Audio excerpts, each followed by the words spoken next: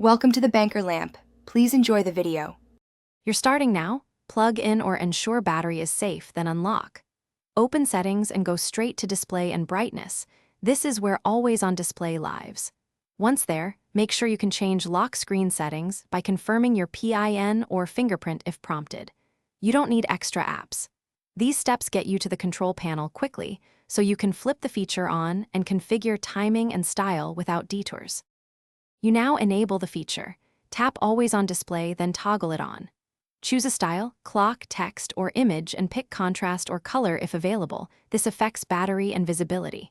Once done, set the schedule, always sunset to sunrise or custom hours to save power. Make sure to preview the look and adjust brightness or timeout.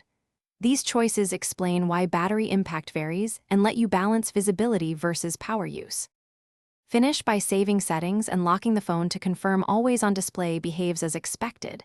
If it's dim, missing, or won't appear, check Battery Saver, Sleep, and App Power Management. Those can disable the feature. Turn them off or whitelist settings. Once done, restart the phone. If problems persist, make sure your system is updated, then try a soft reset.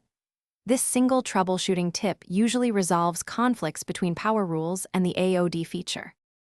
Thanks for watching. If this was helpful, leave a like and consider subscribing. See you next time.